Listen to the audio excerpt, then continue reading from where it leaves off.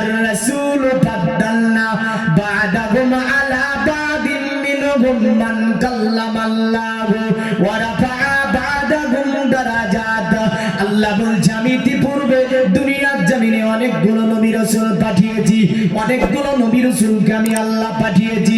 আমার আল্লাহ বলছে দুনিয়ার মানব আমি আল্লাহ একজনকে দ্বিতীয় জনের উপরে শ্রেষ্ঠতা দান করেছি, একজনকে দ্বিতীয় জনের উপরে আমি আল্লাহ ফাজিলাত দিয়েছি।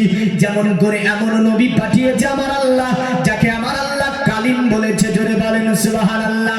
যার নাম ছিল মুসা আলাইহিস সালাম, দুনিয়ার জমিনে যাকে আমার আল্লাহ কালিম বলে উপাধি দিলেন, তিনি দুনিয়ার জমিন থেকে ডাইরেক্ট আল্লাহর সঙ্গে কথা বলতে পারত। দুনিয়ার মুমিন মুসলমান, কোরআনে 114টা সূরা, বলেন তো দেখি সবচেয়ে কোরআনে কোন নবীর নাম বেশি আছে? সুবহানাল্লাহ, বলে দিতে পেরেছেন। কটা সূরাতে আছে জানেন না? যে কটা সূরাতে মুসা নবী আলাইহিস সালামের নাম রয়েছে। আমার আল্লাহ পাক কোন নবীর জিকির যেমন করে আদম নবী আলাইহিস সালামের জিকির আমার আল্লাহ 5টা সূরার মধ্যে করেছেন, নূহ নবী আলাইহিস সালামের জিকির আমার আল্লাহ পাক 9টি সূরার মধ্যে করেছেন, এমন করে ইদ্রিস নবী আলাইহিস সালামের জিকির আমার আল্লাহ 4টি সূরার মধ্যে করেছেন, এমন করে ইব্রাহিম আলাইহিস সালামের জিকির আমার আল্লাহ 19টা সূরার মধ্যে করেছেন। আর সবচেয়ে আল কোরআনে যে নবীর আপনার নাম আল্লাহ পাক বেশি নিয়েছেন সে নবীর নাম হচ্ছে মুসা কালিমুল্লাহ। এই মুসা কালিমুল্লাহ জিকির আমার আল্লাহ পাক একটা নয় দুটি নয় 29টা সূরার মধ্যে করেছে, জোরে বলেন সুবহানাল্লাহ। আমার আল্লাহ বলছে এদেরকে দুনিয়ার জমিনে আমি আল্লাহ পাঠিয়েছিলাম, আমি কিসের জন্য পাঠিয়েছিলাম? একটি তাদের কাজ ছিল, তাদের কাজ ছিল দ্বীনে ইসলামকে কায়েম করে দেওয়া, দ্বীনে ইসলামকে প্রতিষ্ঠিত করে দেওয়া, এক আল্লাহর দ্বীন মানুষকে শিখিয়ে দেওয়া, এক আল্লাহর দ্বীন মানুষকে জানিয়ে দেওয়া, এক আল্লাহর দ্বীন মানুষকে পড়িয়ে দেওয়া। দুনিয়ার মুমিন মুসলমান, ওই নবীগণ দুনিয়ার জমিনে আসার পরে দুনিয়াতে কেউ 100 বছর ধরে দাওয়াত দিয়েছে, কেউ 200 বছর ধরে দাওয়াত দিয়েছে, কেউ 300 বছর ধরে দাওয়াত দিয়েছে, কেউ 400 বছর ধরে দাওয়াত দিয়েছে, এমন করে 950 বছর ধরে দাওয়াত দিয়েছে, এমন করে 1400 বছর ধরে দুনিয়ার জমিনে দ্বীনে ইসলামের দাওয়াত দিয়েছে। কোন জামানাতে মুসলমানের সংখ্যা একটা ছিল, কোন জামানায় মুসলমানের সংখ্যা 2টি ছিল, কোন জামানায় মুসলমানের সংখ্যা 6টি ছিল, কোন জামানায় মুসলমানের সংখ্যা 14টি ছিল। আর হযরতে নূহ নবী 950 বছর ধরে দাওয়াত দেওয়ার পরে মুসলমানের সংখ্যা হয়েছিল 39টা। কটা? আর এখন সমগ্র বিশ্বে জনসংখ্যা 800 কোটি প্লাস, এর মধ্যে মুসলিম জনসংখ্যা 30 থেকে 32%। জোরে বলেন, আরো জোরে বলা যাবে না? 30 থেকে 32% হচ্ছে মুসলিম, আর বাদ বাকি অন্য ধর্মের মানুষ। আর আগের জামানাতে হাতে গোনা মুসলিম। এর পিছনে কারণ ছিল, আল্লাহ পাক তিনি বলছেন সকল নবীদের উপরে ফজিলাত দিয়েছি যাকে, তিনি হচ্ছেন মুহাম্মদ সাল্লাল্লাহু আলাইহি ওয়াসাল্লাম। তিনি দুনিয়াতে এবার আসছে, তো তিনার আসার কথা তাওরাতে, জবুরে, ইনজিলে, বেদে, বাইবেলে সমস্ত কিতাবে আল্লাহ বলে দিয়েছিল। জোরে বলেন, বলেছে না বলেনি? সব কিতাবে আমার আল্লাহ পাক মুহাম্মদ সাল্লাল্লাহু আলাইহি ওয়াসাল্লামের আগমনকে নিয়ে আলোচনা করেছিল। যদি আমরা দেখতে পাই আদম নবী আলাইহিস সালামের পর থেকে নিয়ে আদম নবীর উপরে 10 খানা সহিফা নাযিল হয়েছিল। 10 খানা সহিফার মধ্যে মধ্যে যিনার নাম লেখা ছিল তিনি ছিলেন মুহাম্মদুর রাসূলুল্লাহ সাল্লাল্লাহু আলাইহি ওয়াসাল্লাম। ইদ্রিস নবী আলাইহিস সালামের উপরে আমার আল্লাহ পাক 30 খানা সহিফা নাযিল করেছিলেন, তাতেও আমার নবীজির নাম লেখা ছিল। এমন করে আল্লাহ রাব্বুল আলামিন 103 খানা পূর্বের সব কিতাবে আমার নবীজির বর্ণনা দিয়েছিল। জোরে বলে, তো সব জামানাতি নবীর বর্ণনা। এ মর্মে মিশকাত শরীফের একটা হাদিস বলি আপনাকে, যে সব কিতাবে নবীজির বর্ণনা। নবীজি একদিন বসে আছেন এক পাহাড়ের পদদেশে, বললেন এক পাহাড়ের পদদেশে বসে আছেন, আর একটা খুব বৃদ্ধা মানব, খুব বয়স্ক মানুষ টুকটুক টুকটুক টুকটুক করে নবীজির কাছে আসলো, নবীকে সালাম দিল, আসসালামু আলাইকা ইয়া রাসূলুল্লাহ। নবীকে সালাম দেওয়ার কোয়ালিটিও আলাদা। আমাদেরকে সালাম দিলে কি বলতে হয়? আসসালামু, জোরে বলুন, আসসালামু আলাইকুম। আরে অনেকে আসসালামু আলাইকুম বলে না, বলে না। আরে সালাম আলাইকুমের মানে কি? হ্যাঁ, তো গজব আসবে, রহমতের বিনিময় কি আসবে? গজব আসবে। আসসালামু আলাইকুম। হাদিসে আছে নবী বসে আছেন আর ওই মাঝমাঝে একজন সাহাবী এসে বলছে আসসালামু আলাইকুম। জবাব হলো নবী বললেন বসে যাও। আর একজন এসে বলছে আসসালামু আলাইকুম ওয়া রাহমাতুল্লাহ। নবী বললেন বসে যাও। আর একজন এসে বলছে আসসালামু আলাইকুম ওয়া রাহমাতুল্লাহি ওয়া বারাকাতুহু। আল্লাহর নবী বসে যান। নবী বললেন প্রথম যে ব্যক্তি দিল সালাম তার চেয়ে দ্বিতীয় ব্যক্তি 10 নেকি বেশি পেয়েছে, জোরে বলেন সুবহানাল্লাহ। আর দ্বিতীয় ব্যক্তির চেয়ে এই তৃতীয় ব্যক্তি আরো 10 বেশি পেয়েছে। প্রথম ব্যক্তির চেয়ে প্রথম ব্যক্তি 10, দ্বিতীয় ব্যক্তি 20 আর তৃতীয় ব্যক্তি 30 নেকি পেয়েছে। তাহলে সালাম যখন আমরা দেব পুরোটা বলবো কি? আসসালামু আলাইকুম ওয়া রাহমাতুল্লাহি ওয়া বারাকাতুহু। তাহলে পুরো নেকিটা আপনি পেয়ে যাবেন। জালসা মাহফিলে এসে কিছু শিখতে হয়, কিন্তু এখন তো ওর পরিবেশ আর নাই। এখন বলছে যে ঘটনা বলেন, মৌলভী সাহেব ঘটনা চালান আপনি, ও শিখবে না কিছু বললেন। হ্যাঁ, আজ ওই যে সকাল ফার্স্ট মর্নিং বেরিয়ে এতটা সফর করে এসে এখানে ওয়াজ করে যদি 2টি মানুষ নামাজি না হয়, এই সফরের কোনো মূল্য হবে? কি হবে? 2টি মানুষ যদি সালাম শিখতে না পারে, আমার এই সফরের কোনো দাম আছে? 2টি মানুষকে যদি ইসলামের পথে আমি নিয়ে আসতে না পারি, এই সফরের কোনো দাম আছে? না। তাহলে বোঝা গেল সালাম দেব আমরা সঠিকভাবে, আর সালাম আলাইকুম এই কথা বলবো না। মাস্টার দেখলে দাঁড়িয়ে যায়, সালাম দেয়। একদিন আমাদের মুর্শিদাবাদে বললেন এক হাজি সাহেব এক মাস্টার, তো নাম বলবো না, তখন সোশ্যাল মিডিয়াতে মাস্টার তো শুনবে, দিয়ে বলবে এই মুরগিটা আমার নামে বলে দিয়েছে। হ্যাঁ, তো যাই হোক যাচ্ছে, তো হাজি সাহেব উঠে বলছে আসসালামু আলাইকুম। পার্শ্বে একটা ব্যক্তি বসেছিল, দেখলো। তারপরে একজন খেটে খাওয়া মানুষ, খুব গরিব মানুষ, ব্যক্তিটার নাম হচ্ছে ইনসান। উনি আসছে তো চুপ করে বসে আছে। তখন এই ছেলেটা বলছে হাজি সাহেব আপনি ওই মাস্টারকে সালাম দিলেন, আর এই যে ইনসান ব্যক্তিটা আসলে এর সালাম দিলেন না আপনি? হ্যাঁ, ও মাস্টার তার জন্য সালাম দিলেন, আর এই গরিব মানুষটার জন্য সালাম দিলেন না। এই নীতি, এই আখলাক, এই চরিত্র ইসলামে আছে যে হাজি সাহেবকে সালাম দেবে, মাস্টারকে সালাম দেবে, আর খেটে খাওয়া মানুষ যিনি, গরিব মানুষ যিনি, তাকে সালাম দেওয়া লাগবে না। এই পরিবেশ আল্লাহ নবী সাল্লাল্লাহু আলাইহি ওয়াসাল্লাম দেননি, এই শিক্ষা নবী দেননি, এই আদম নবী দেননি। বুঝা গেল? মাস্টার, ডাক্তার, প্রফেসর থেকে নিয়ে ইঞ্জিনিয়ার যেই হোক না কেন, ইসলামের একটা নীতি আছে, ইসলামের একটা শিক্ষা আছে, ইসলামের একটা আদব আছে, যেটা বিশ্বের বিজ্ঞানীরা দেখার পরে তাজ্জুব হয়ে বলেছিল আব্দুল্লাহ বিন মুহাম্মদ এত সুন্দর চরিত্র পৃথিবীতে গঠন করে দিয়ে গেল, যার মধ্যে মাস্টার, ডাক্তার, প্রফেসর, ইঞ্জিনিয়ারের কোনো তারতম্য নাই।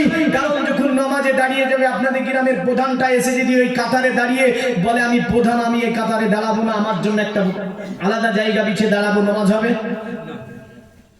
একজন গরিব মানুষ দাঁড়িয়ে গিয়েছে, আপনি মালদার, এসে যদি বলেন গরিবের পাশে দাঁড়াবো না, নামাজ হবে? একজন ফকির দাঁড়িয়েছে, রাসূল বলছে ওর পাশে দাঁড়িয়ে নামাজ পড়তে হবে। বাদশা হোক, মন্ত্রী হোক, এমএলএ হোক, এমপি হোক, প্রধান হোক, মালদার হোক, রাজা হোক, বাদশা হোক, যেই হোক না কেন, মনে রাখবেন যাবার পরে যেখানে জায়গা পাবে ওই জায়গাতে কাঁধে কাঁধ মিলিয়ে দিয়ে দাঁড়িয়ে নামাজ পড়তে হবে। জোরে বলেন সুবহানাল্লাহ। এই শিক্ষা এ আদর্শ, এ নীতি, এ ভালোবাসা, এ আদব যিনি শিখিয়েছেন তিনি হচ্ছেন আব্দুল্লাহর ছেলে মুহাম্মদ রাসূলুল্লাহ সাল্লাল্লাহু আলাইহি ওয়াসাল্লাম। আর এখন একটা ধর্মে এখনো আছে যে মন্দিরে উঠতে দেওয়া হয় না, মন্দিরের বাইরে ঢোল বাজাতে হয়। হ্যাঁ, ওপরে যেতে দেওয়া হবে না, এরা নিচু লেভেলের মানুষ। আর ব্রাহ্মণ গোষ্ঠী যারা পুরো মসজিদ আপনার মন্দিরের ভিতরকার যাহা কিছু বললেন, মাল থেকে নিয়ে ভিতরকার যা কিছু কাজ সব ওদের কন্ট্রোলে থাকবে। আর বাদ বাকি আর একটা জাত আছে ছোট জাত এদের মধ্যে, ওদেরকে বলবে বাইরে ঢোল বাজাবি, উঠবি না। এই কারণে দলে দলে দলে দলে দলে দলে মানুষ যাওয়ার পরে মুহাম্মদ সাল্লাল্লাহু আলাইহি ওয়াসাল্লামের কাছে হাত দিয়ে ইসলাম ধর্ম কবুল করে নিয়েছিল। জোরে বলেন সুবহানাল্লাহ। আসি তো মুহাম্মদ সাল্লাল্লাহু আলাইহি ওয়াসাল্লাম তিনি দুনিয়াতে আসবেন, সব ধর্মের কিতাবে লেখা আছে আল্লাহর নবী দুনিয়ার জমিনে আসবেন। একটুখানি আপনি চিন্তা করবেন, যুগে যুগে আপনার জ্যোতিষী মনীষী থেকে নিয়ে, যুগে যুগে আপনার অনেক সাধক গবেষক থেকে নিয়ে, তারা যেন তাওরাতে দেখেছিল একজন নবী আসবে, জবুরে দেখেছিল একজন নবী আসবে, ইনজিল শরীফে দেখেছিল একজন নবী আসবে, আসমানি শরীফের মধ্যে দেখেছিল একজন নবী আসবে। তাদের গবেষণা ছিল নবীটা কবে আসবে, কোন জায়গাতে আসবে, বাবার নাম কি হবে, মায়ের নাম কি হবে, কোন সময়তে ওই নবীটা আসবে। তাই আপনার গবেষণা চালিয়ে যেতে ছিল এই দুনিয়ার মুমিন মুসলমান। শুধু তাই নয়, যেমন করে আজ থেকে 4000 বছর আগে নেপাল শহরে আপনার বাড়ি রাজার নাম ছিল আপনার কি শুদ্ধদান, আর তার স্ত্রীর নাম ছিল মায়া দেবী। এই মায়া দেবী একদিন বাবার বাড়ি যেতেছিল, পেটে ছিল বাচ্চা, প্রাকৃতিক একটা জায়গাতে বাচ্চা প্রসবের যন্ত্রণা। আর এই রাজার স্ত্রী যিনি একটা গাছের নিচে একটা বাচ্চার জন্ম দিয়েছিলেন, এই বাচ্চাটা অন্য কেউ ছিল না, যিনি ছিলেন বুদ্ধ ধর্মের প্রতিষ্ঠাতা, যার নাম ছিল গৌতম বুদ্ধ। তিনি আসমানি কিতাবগুলো আপনার গবেষণা করেছিল, আসমানি কিতাবগুলো দেখেছিল, দেখার পরে বলেছিল শোনো, দুনিয়ার জমিনে যদিও আমি বুদ্ধ ধর্ম প্রতিষ্ঠান করেছি, একটা ধর্মের জন্ম দিয়েছি আমি বুদ্ধ, তবে আমার পরে আমার জায়গাতে আর কাউকে নিয়োগ করে যাব না। তোমাদেরকে একটা মৃত্যুর আগে সত্য কথা বলে যেতে চাই, মৃত্যুর আগে সত্য বর্ণনা দিয়ে যেতে চাই, কারণ মৃত্যুর আগে একটা ভালো কাজ আমি গৌতম করে যেতে চাই। পূজারা বলল, এ বুদ্ধ আপনি এমন কি কাজ বলে যেতে চান? পৃথিবীর জমিনে আরাম-আয়েশের জীবন ছেড়েছি, আরাম বিলাসিতাকে বর্জন করেছি, রাজ দরবার ছেড়ে দিয়েছি, নেপালের অরণ্য জঙ্গলের মধ্যে আমি গৌতম সাধনা করে একটা আপনি ধর্ম তোমাদের শিখিয়েছি। তবে শুনে রেখে দাও, পৃথিবীর জমিনে আমি তোমাদেরকে কিছুই দিয়ে যেতে পারিনি। মৃত্যুর আগে একটা জিনিস সত্যকারী দিয়ে যাব, যেটা হচ্ছে কি, পৃথিবীর জমিনে একজন মনীষী জন্ম নেবে, একজন ঋষি জন্ম নেবে। তিনি বলেছিলেন একজন মহামানবের জন্ম হবে। অতএব আমি গৌতম পৃথিবীতে অনেকগুলো কিতাব পড়ে দেখেছি, ওই ব্যক্তিটার নাম হবে 4 অক্ষরের নাম। জিজ্ঞাসা করলো, এ বুদ্ধ ওনার নামটা তাহলে কি আপনি বলুন? তিনি বলেছিল, শোনো আমার পূজারা, যার নাম হবে 4 অক্ষরের, যার নাম হবে মোহাম্মদ। অতএব মোহাম্মদ নামে দুনিয়াতে একজন ব্যক্তি আসবে, ওই ব্যক্তিটাকে তুমি মেনে নেবে। এটা আমার নবীজির জন্মের 2500 বছর আগে এই গৌতম বুদ্ধ বলে গিয়েছিল। শোনো, তবে ওই নবীর জামানা যদি পেয়ে যাও, ওই 4 অক্ষরে লিপিবদ্ধ যার নাম মোহাম্মদ, তাকে যদি তোমরা পেয়ে যাও, পৃথিবীতে আর কাউকে মানবে না। তোমরা যদি মোহাম্মদকে মেনে নিতে পারো, দুটি জগৎ তোমাদের কল্যাণ হয়ে যাবে, দুটি জগৎ তোমাদের মঙ্গল হয়ে যাবে। এ আমার পূজারা, আমার জীবনে শেষ সময়ে তোমাদেরকে একটা ভালো কাজ আমি করে যেতে চাইছি। তারা বলল, বুদ্ধ পাগল হয়ে গিয়েছে, বুদ্ধর ব্রেন খারাপ হয়ে গিয়েছে। গৌতম বলেছিল, আমার পূজারা, আমার ব্রেন ঠিক আছে, আমার ব্রেন ঠিক আছে, আমার ব্রেন খারাপ হয়ে যায়নি। যেটা তোমাদেরকে বললাম ওটাই হচ্ছে সত্য কথা। পৃথিবীতে একজন মহান মানবের আবির্ভাব ঘটবে। তো গৌতম বুদ্ধ বলল আসবে, মুসা নবী বলেছিলেন আসবে। অনেক ঘটনাগুলো ছেড়ে দিয়ে আসবে, কারণ ঋষি মনীষী নিয়ে কিছু কথা বলবো। হ্যাঁ, মুসা নবী বলেছিল, ঈসা নবী বলেছিল, ইদ্রিস নবী বলেছিল, যুগ যুগ ধরে আপনার সকলে বলেছিল। যার কারণে আমরা দেখতে পাই ওই যে একটা ঘটনা, যে একটা সাপ কারে সুরের মধ্যে রাসূলুল্লাহর সাক্ষাতের জন্য বসেছিল। এই সাপটা ছিল, কোনো বর্ণনায় আছে যদিও ঈসা নবীর জামানার, সঠিক বর্ণনা যদি এভাবেও এসেছে এই সাপটা ছিল মুসা নবীর জামানার। জোরে বলেন সুবহানাল্লাহ। নবীজির সাক্ষাতে, মানে নবীর কথা শুনেছিল আগেও। মুসলমান, আমার নবী যখন দুনিয়ার জমিনে আসেনি, আরবের ধর্ম কি ছিল? যদিও আরবের 6 থেকে 7 জন ব্যক্তিকে আপনার ঐতিহাসিকেরা বলেছে যারা পূজা করেনি, যেমন রাসূলুল্লাহর মা জীবনে পূজা করেনি। জোরে বলেন, আরো জোরে বলবেন না? নবীজির মা আমিনা জীবনে পূজা করেনি। এমন করে আমার নবীজির দাদু আব্দুল মুতাল্লিব জীবনে পূজা করেনি। এমন করে নবীজির বাবা আব্দুল্লাহ জীবনে পূজা করেনি। এমন করে হযরতে আবু বকর জীবনে পূজা করেনি। নবীজি সাল্লাল্লাহু আলাইহি সাল্লাম নবুয়াতের প্রকাশ করার পূর্বে আবু বকর জীবনে পূজা করে নি। এনার মায়ের নাম ছিল সালমা, বাবার নাম ছিল উসমান ইবনুল কুহাফা। তো রাসূলুল্লাহ সাল্লাল্লাহু আলাইহি সাল্লাম দুনিয়াতে আসবে, ইয়াসরিব নামে একটা শহর ছিল। ইয়াসরিব কোন শহরকে বলা হয়? মদিনাতুল মুনাওয়ারা, একে ইয়াসরিব বলা হয়, মানে খারাপ জায়গা। কিন্তু নবীজি গেলেন আর জায়গা ভালো হয়ে গেল। জোরে বলেন সুবহানাল্লাহ। ইয়াসরিবে জ্যোতিষী, মনোঋষি, যোশী তাদের বিরাট গবেষণা চলে যে নবী আসবে, নবী আসবে, নবী আসবে। কিন্তু তাওরাত, জবুর, ইনজিল বিভিন্ন কিতাবের বর্ণনা মোতাবিক তারা তাদের গবেষণায় পায় নবী যেন খুব তাড়াতাড়ি দুনিয়াতে আবির্ভাব ঘটে যাবে। ওই সময় সিরিয়ার জমিনে একজন বাদশা ছিল। নবীজি সাল্লাল্লাহু আলাইহি সাল্লাম আসার পূর্বে একদিন রাত্রিতে ঘুমিয়ে আছে বাদশা। তো বাদশার স্বপ্ন দেখছে। আমরা স্বপ্ন দেখি না? স্বপ্ন কয় প্রকার জানেন না? আর একটা আমল শিখিয়ে দিচ্ছি, সকল যুবক মনে রাখবে। স্বপ্ন 3 প্রকারের হয়। কয় প্রকারের স্বপ্ন? কয় প্রকারের হয়? 3 প্রকারের হয়। মিশকাতের হাদিস কিতাবুর রুয়া নামে একটা চ্যাপ্টার বেঁধেছেন, মানে স্বপ্নের অধ্যয়ন। স্বপ্নের অধ্যয়ন আছে একটা, এতে হাদিসে আছে স্বপ্ন হচ্ছে 3 প্রকার। একটা হয় দিলের খয়েশ থেকে, বান্দা মনে মনে দেখেন যে কোনো কাজ করছে, ওই কাজটা সকালবেলায় করতে যাব, এমন একটা খুব দূর পরিকল্পনা নিয়ে বান্দা শুয়ে গিয়েছে। তো দেখছে ঘুম যাওয়ার পর ওই কাজ শুরু হয়ে গিয়েছে। যায় না? হ্যাঁ, আপনাদেরকে বাদামের চাষ আছে নাকি? আলু আর বাদাম। আমাদের দিকে কিন্তু আলু বাদামের চাষটা নেই, গম, সরিষা, সীমিত পরিমাণে আলু আর বাদাম তো নেই, বাদামের চাষ আমাদের করে না। তো যাই হোক, এই যে পরিকল্পনা নিয়ে শুয়ে গেল, বাড়িতে ঘুমিয়ে আছে, অথচ বাদামের খেতে কাজ করছে, এমন স্বপ্ন হয় না? হয়। আল্লাহ নবী বলেন আর একটা স্বপ্ন হয় যেটা শয়তানের তরফ থেকে বান্দাকে দেওয়া হয়। শয়তান ওয়াসওয়াসা দিচ্ছে। কি ওয়াসওয়াসা? হে চলে যাচ্ছে, খুব প্রসাব লেগেছে। তো খুব প্রসাব লেগেছে, গিয়ে বললেন প্রসাব ফিরছে, একটা ভালো জায়গা দেখে ঘুম ভাঙার পরে দেখে কোথায় পড়েছে? বিছানায়।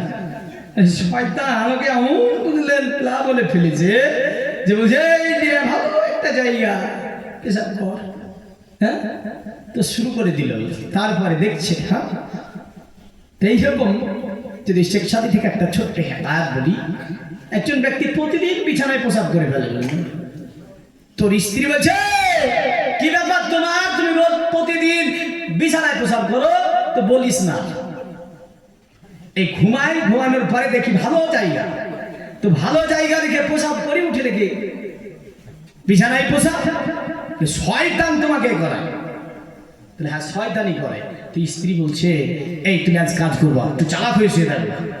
যখন তোমাকে ওই অশাসা দেবে তখন তুমি চালাক হয়ে থেকে বলবে এই শয়তান, রোজ আমারে তুই এই বিছানায় প্রসাব করাস আর আমার স্ত্রী আমারে গালি দেয়, আজ কাজ করতে হবে। শয়তানের মেলা টাকা, তুমি শয়তানের কাছে টাকা চাই দি কি বলছে দেখবে।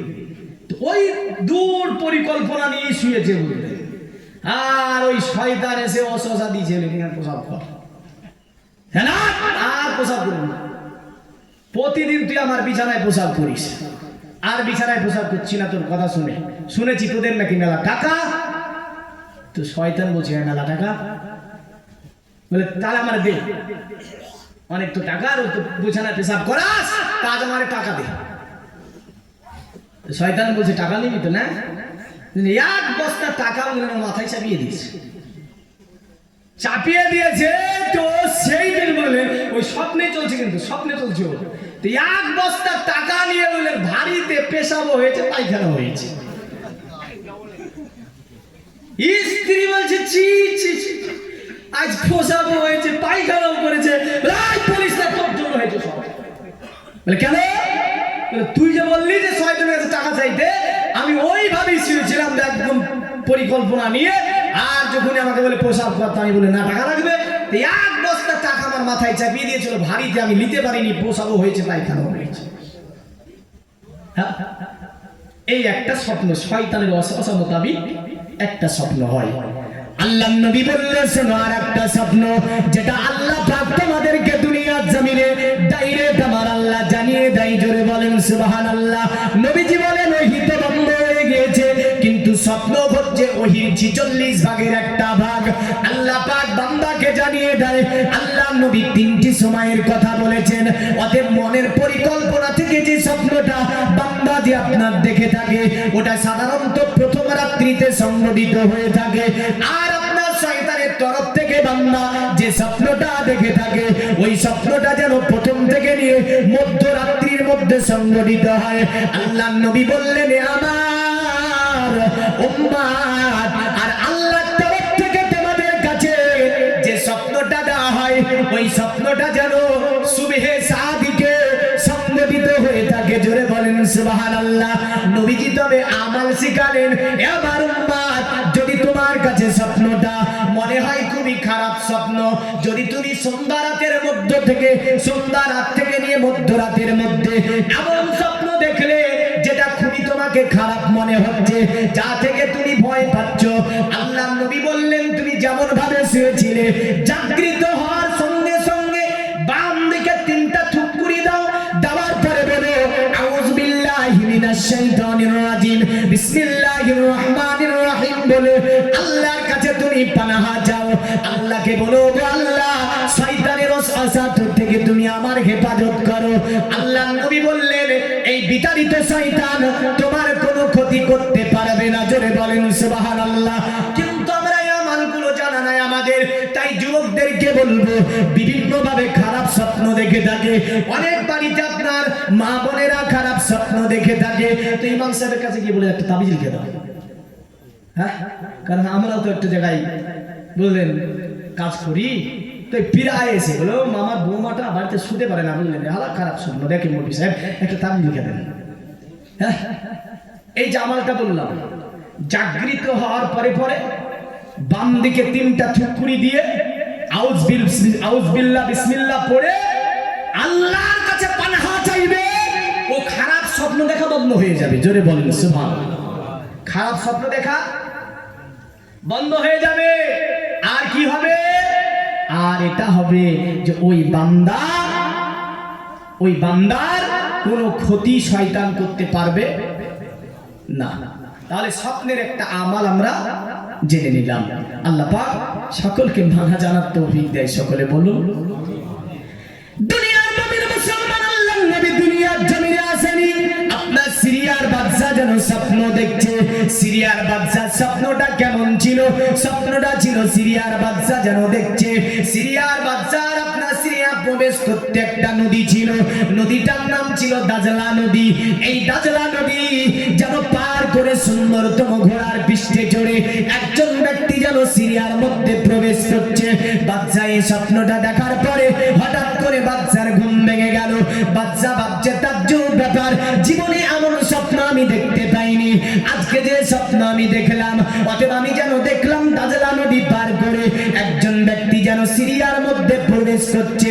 বাদশা পুরা রাত্রি ঘুমাতে পারলো না। বাদশা যেন আপনার এইভাবেই পুরা রাত্রিকে অতিবাহিত করলো। সকাল হয়ে গেল, বাদশার দরবারে অনেক ধরনের জ্যোতিষী রাখা ছিল, অনেকগুলো বড় ঋষি রাখা ছিল। বাদশা বলল, এ জ্যোতিষীর দলেরা, দীর্ঘদিন ধরে তোমাদের খাবার দিয়েছি, বেতন দিয়েছি, এমন করে তোমাদেরকে আমি রাজ দরবারে রেখেছি। আজকে একটা আমি এমন স্বপ্ন দেখেছি, আমি বাদশা আমার স্বপ্নের জবাবটা দিতে হবে, আমার স্বপ্নের তাবিজটা তোমাদেরকে বলে দিতে হবে। ওই আপনার জ্যোতিষীরা বললে, এ মহান বাদশা বলুন এমন কি স্বপ্ন দেখেছেন? বাদশা আপনার স্বপ্নটা বর্ণনা করার জন্য বিরাট বাদশার সিংহাসন ছিল, ওই সিংহাসনের উপরে যাবার পরে যখনই বসতে যাবে সঙ্গে সঙ্গে সিংহাসনটি যেন পড়ে গেল। বাদশা তাজ্জব হয়ে বলছে, এত ভারী সিংহাসন এমনি তো পড়ে যাবে না, এর মধ্যে নিশ্চয়ই কোনো কারণ রয়েছে। সিংহাসনকে 8-10 জন মিলিয়ে আপনার তুলে খাড়া করে দিল। ইতিমধ্যে সিরিয়ার একটা দলে আপনার লোকে আসার পরে বাদশাকে বলছে, বাদশা ওগো বাদশা শুনে রেখে দাও, আজকে রাত্রিতে আমাদের সিরিয়াতে বড় একটা তাজ্জবকর ঘটনা ঘটে গিয়েছে। বাদশা বলল, কি ঘটনা? বলে, মহান বাদশা, জীবনে আমাদের সিরিয়াতে ওই যে সামোয়া নামে দরিয়াটা আছে, সামোয়া নামে যে দরিয়াটা আছে, জীবনে কোনোদিন পানি দেখতে পাইনি, আজকে হঠাৎ করে সামোয়া দরিয়াতে যেন পোড়া দরিয়াতে পানি ভর্তি হয়ে গেছে। বাদশা বলছে, তাজ্জব ব্যাপার, জীবনে কোনোদিন ওই সামোয়া দরিয়াতে কেউ পানি দেখেনি, সর্বময় যে দরিয়া শুকনো থাকতো, আর আজকে রাত্রিতে সামোয়া দরিয়া সুন্দরভাবে যেন পানি ভর্তি হয়েছে। আর একটা দল ধরে এসে বলছে, এ মহান বাদশা, তোমার কাছে আর একটা বিচার নিয়ে এসেছি। বাদশা বলল, এমন কোন বিচার নিয়ে এসেছো? বাদশাকে বলল, বাদশা ওগো বাদশা, আমাদের সিরিয়াতে যে মাসোয়া নামে ঝর্ণাটা আছে, জীবনে কোনোদিন ঝর্ণায় পানি দেখতে পাইনি, কিন্তু মাসোয়া ঝর্ণা থেকে যেন পানি ঝরতে আছে, পানি নির্গিত হচ্ছে। বাদশা তাজ্জব হয়ে গেল, হাজার পরে বলছে, জ্যোতিষীরা শুনে রেখে দে, আমার স্বপ্নের তাবিরের সাথে বলতে হবে মাসোয়া সামোয়াতে কেমন করে পানি আসলো, এমন করে আমার সিংহাসন কেন পড়ে গেল। আমি বাদশা আর রাত্রিতে যে স্বপ্ন দেখেছি, এই স্বপ্নের বর্ণনা দিলেন তিনি। জ্যোতিষী বনঋষি জ্যোতিষীদেরকে বললেন, শোনো, অতএব রাত্রিতে ঘুমিয়েছিলাম, একজন সুন্দরতম মানব, মাথায় যেন মুকুট পরানো আছে, সুন্দরতম একটা ঘোড়ার পৃষ্ঠে চড়ে দাজলা নদী পার করে যেন সিরিয়ার মধ্যে প্রবেশ করলো। এই 4টি জিনিসের বর্ণনা তোমাদেরকে খুঁজে বের করতে হবে, গণনা করে বলতে হবে। বাদশার কথা শুনে তারা সিরিয়ার জ্যোতিষীরা এক জায়গায় গোল হয়ে বসে গেল। বসে যাবার পরে তারা তাদের আপনার গণনা ছিল করি নিয়ে, তাদের গণনা ছিল বিভিন্ন আপনার ওই যে মৃত্যু ব্যক্তিদের আপনার মাথা, এমন করে হাড্ডি, বিভিন্ন পশুর দাঁত, বিভিন্ন আপনার প্রাণীর কিয়তের, বিভিন্ন প্রাণীর হাড্ডি, বিভিন্ন ভাবে তারা সাজিয়ে গুছিয়ে বুঝলেন এই কাজ কিন্তু চালিয়ে দিত। বসে গিয়েছে তারা আপনার গবেষণা করতে বসেছে, কিন্তু এই 4টি জিনিসের বর্ণনা সিরিয়ার কোনো জ্যোতিষী দিতে সক্ষম হলো না। আল্লাহ হুম্মা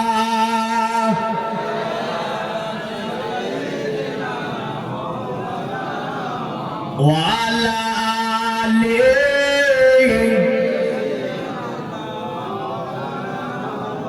জমিন আসমান তোমারি তরে হলো দো জাহান তোমারি তরে।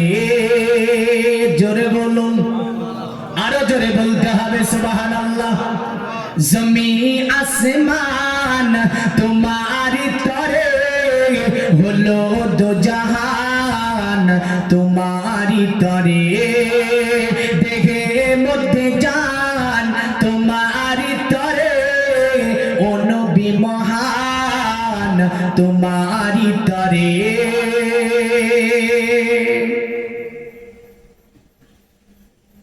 আরে চাইছি দোয়া বইছে হাওয়া সাপা মারুয়া আসার যাওয়া জোরে বলি, কারণ কয় পাক দিতে হয়?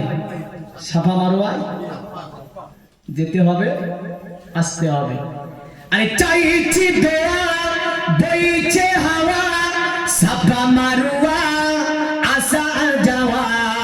আরে চাইছি দোয়া বইছে হাওয়া সাফা মারোয়া আসা যাওয়া। জান্নাত পাওয়া আরো মেওয়া এসব হাওয়া তোমারি তরে। জমি আসমান তোমারি তরে হলো দো জাহান তোমারি তরে। দেখে মধ্যে জান তোমারি তরে ও নবী মহান তোমারি তরে। আরে আকাশে তারা জ্বলছে সারা তোমারি সারা চাঁদ পারা পারা জোরে বলুন। আরে আকাশে তারা জ্বলছে সারা তোমারি সারা চাঁদ পারা পারা। গারে হীরা কোরআনের পারা গারে হীরা কোরআনের পারা প্রতিটি সোরা তোমারি তরে। জমি আসমান তোমারি তরে হলো দো জাহান তোমারি তরে। দেহে মধ্যে জান তোমারি তরে ও নবী মহান তোমারি তরে। আল্লাহুম্মা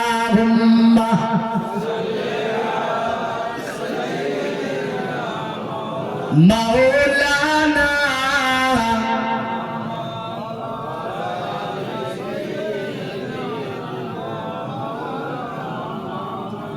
এ দুনিয়ার নবীর মুসলমান বাদশা বলল, সঞ্জয় কিসির দলেরা দীর্ঘদিন ধরে তোদেরকে বেতন দিয়ে রেখেছি আমার দরবারে। তোদেরকে আমি দীর্ঘদিন ধরে খাবার থেকে নিয়ে যা কিছু আমি তোদের খরচ খরচান সবই আমি মেনটেন করি।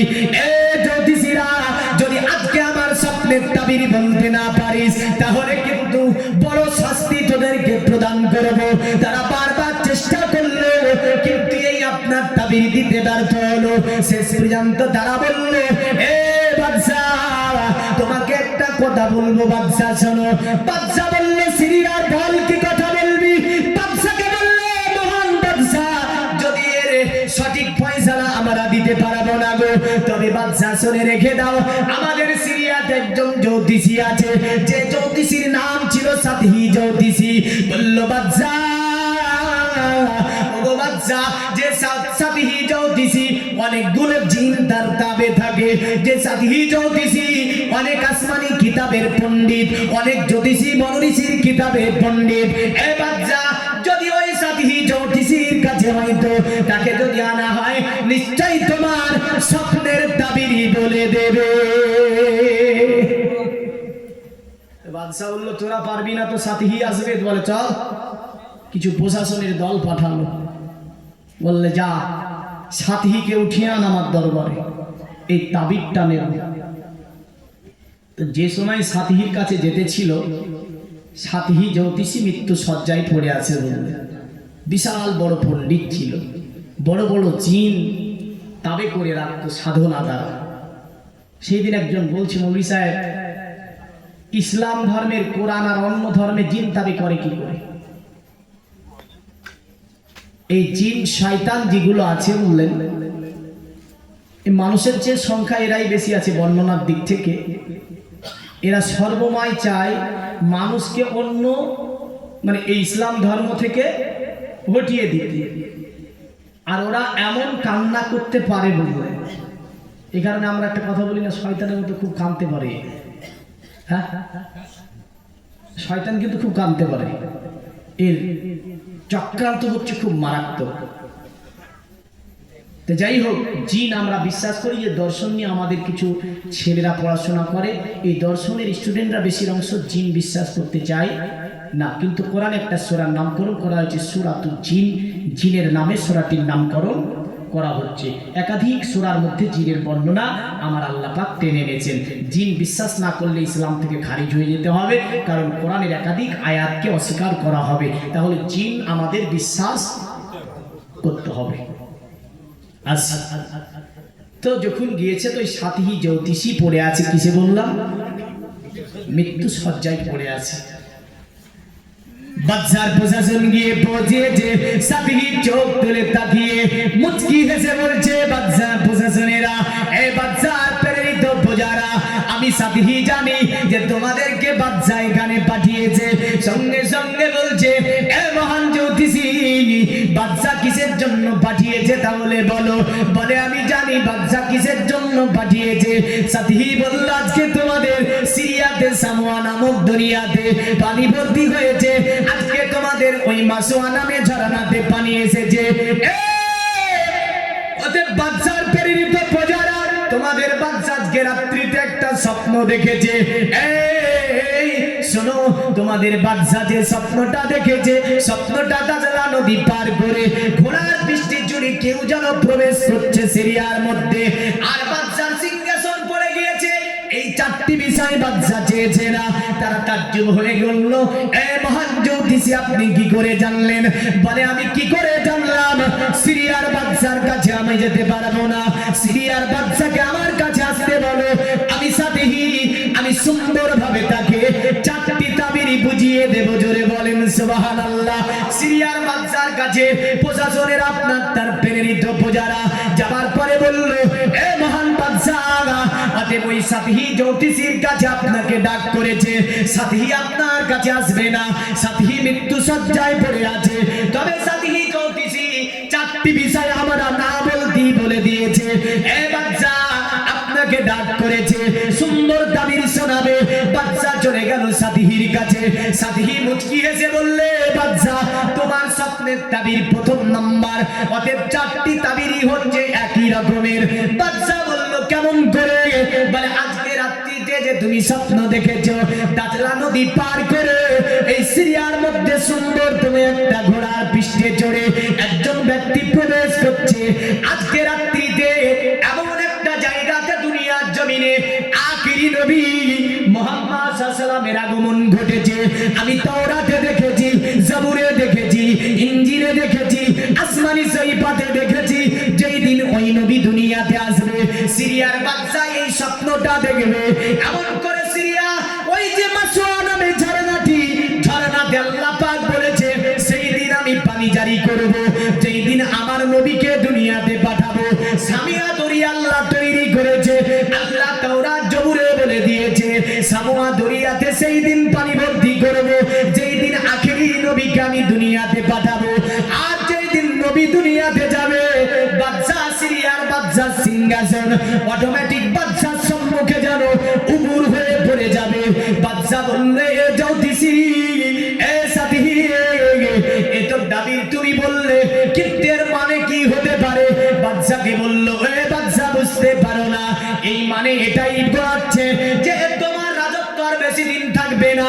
যিনি জন্ম নিয়েছে দুনিয়ায়, তিনি যেন মক্কা থেকে যে দেশে জন্ম নিয়েছে, ওই দেশ থেকে নিয়ে দেশের চতুর্দিকের সাথে সিরিয়া পর্যন্ত শাসন করে নেবে। আর জোরে বলবেন না? এই জ্যোতিষীরা বলে দিয়েছিলেন কথা। তো বলেন, এই ছেলেটির উপর রাগ হবে না? হবে না? রাগ হবে না? রাগ হবে। তবে বাদশাকে আপনার জ্যোতিষী বলল, শুনে রেখে দে বাদশা, ওই যে মহান মানবটা আগমন ঘটবে, যিনি আসবে কোথায়?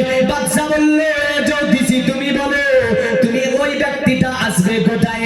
কারণ আমি বাদশা আমার সঙ্গে যুদ্ধ করার পূর্বেই বাচ্চাটাকে আমি মেরে দেওয়ার ক্ষমতা রাখি। কোন দেশে এসেছে? আপনার সাথী মুচকি হেসে বলল, আল্লাহ যারে রাখে তারে মারে কে? রাখে আল্লাহ, মারে কে? আল্লাহ যদি কাউকে রাখে, কেউ মারতে পারবে? আর আল্লাহ যদি কাউকে মারে, হ্যাঁ পারবে না। আর ওরা বলছে মারবো, ওরা বলছে মারবো, আর আমরা বলছি মারবি তো মরবি। হ্যাঁ না, ঈদে বুঝিয়ে নিন কিছু কথা, মারবি তো মরবি। বিরিয়ানি, পোলাও, চারধাও, এসি রুমে বসে ফলের জুস বন্ধ হবে না? কি করে বদয়া দিছে নাকি? না, আল্লাহ বলছে আসমানের সূরজ ওঠা বন্ধ করে দেব, চাঁদ ওঠা বন্ধ করে দেব। শুধু তাই নয়, দুনিয়াতে মুমিন নয়, রাত আমি দিনে পরিণত করব না। জোরে বলেন সুবহানাল্লাহ। শুধু আল্লাহ তাই বলে নাই, আল্লাহ বলেছে ইজাজুল জিলাতিল আরদু জিলজালাহা। মুমিন নাই তো দুনিয়াকে এমন কম্পন দেব, এমন কম্পন দেব, যেমন ডিজে গুলো বাজলে দেখেন না, ধম ধম ধম ধম করে বাজে, আর কিছু আমার সমাজের যুবকেরা নাচে, নাচে না নাচে না? আমার এই পুষ মাস যখন আসে আমাদের দিকে মুর্শিদাবাদে কুয়াই, ওই যে বনভোজন করতে যায়, পিকনিক, এদিকে হয়, এদিকেও হয় না? মুসলমানের ছেলেরা একদম পেছনে বুঝলেন বড় একটা থাম্বনেল করে নিয়েছে, বনভোজন। একবারে বাসের সামনে একটা ঝুলে দিয়েছে, আর বাসের পিছনে একটা ঝুলে দিয়ে ও বনভোজন করতে যাচ্ছে। রাসূলুল্লাহ বলেছেন মান তাসাদ্দা বিকওমিহি ফাহুয়া মিনহুম। যে জাতির সঙ্গে তুমি উঠা বসা, চলা ফিরা, খাওয়া দাওয়া, আখলাক চরিত্র, তোমার আদর্শকে মিলিয়ে চলবে, জেনে রাখো কিয়ামতের দিন ওই জাতির সঙ্গে তোমাকে উঠতে হবে। যদি হিন্দুর চরিত্র নিয়ে চলো, হিন্দুর সঙ্গে উঠবে, খ্রিস্টানের হয় খ্রিস্টানের সঙ্গে উঠবে। বনভোজন কোন ইসলামের নীতি নয়।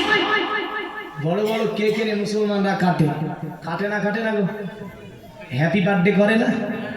এই একটা ছেলে আর মশলা জিজ্ঞাসা করে, বলি সাহেব জন্মদিন পালন করা যায় না না যায়? জিজ্ঞাসা করে, তার মানে আমি বলি কি জানে, অতই শখ জন্মদিনের, তোমার ছেলের জন্মদিন মানাবে তো তোমার ছেলের জন্মদিন মানাবে তা আমি জানতে পারবো কেন? তোমার ছেলের জন্মদিন মানাবে তো আল্লাহকে বল, আল্লাহ এই দিনে তুমি আমার ঘরে একটা সুন্দর ছেলে পাঠিয়ে দিয়েছিলে, এই কারণে আজকে আমি রোজা রেখে দিলাম। রোজা রাখে পারা যায় না? হ্যাঁ রে বাবা, রোজা রাখতে বলে মৌলিসে বাবা। জন্মদিন মানাবে, ছেলের আগমনে খুশি করবেন, হ্যাঁ করেন, রুলসের মধ্যে করতে হবে, ইসলামের রুলস আছে। কি করবেন আমি জানতে পারবো কেন? সকালবেলা উঠে ওই দিন কোরআনটাকে নিয়ে বসে একদম মধুর সুরে একটু পড়েন আর বলেন আল্লাহ, পড়ে দুপারা পড়ে ইয়াসিন পড়ে মুল পড়ে একদম আল্লাহর কাছে রহমান পড়ে একটু দোয়া করেন, আল্লাহ এই দিনে তুমি আমার ছেলেটাকে দুনিয়ায় পাঠিয়েছিলে, আমার ছেলেটাকে মুসিবত থেকে হেফাজত করো। সুবহানাল্লাহ বলেন। এ পারবে না বলবেন এটা? তোমার ছেলে যে দিন এসেছিল মানাবে, মানাও। সকালবেলা উঠে গ্রামে কটা ইয়াতিম আছে একটু দেখে নাও, পোশাক পুরাই করো, বলার দরকার নাই। পোশাক পুরাই করে তাদের গায়ে পরিয়ে দিয়ে বাড়িতে এসে একটু আল্লাহর কাছে হাত তুলে বলো, আল্লাহ এই দিনে তুমি আমার ঘরে একটা ছেলে পাঠিয়েছিলে, আমি আজকে তার জন্য আমার গ্রামের ইয়াতিম ছেলেগুলোকে নতুন কাপড় পরিধান করিয়ে দিয়েছি, আমার ছেলেটাকে আল্লাহ দুনিয়ার মুসিবত থেকে তুমি হেফাজত করো। করেছে কোনো মুসলমান? হ্যাঁ,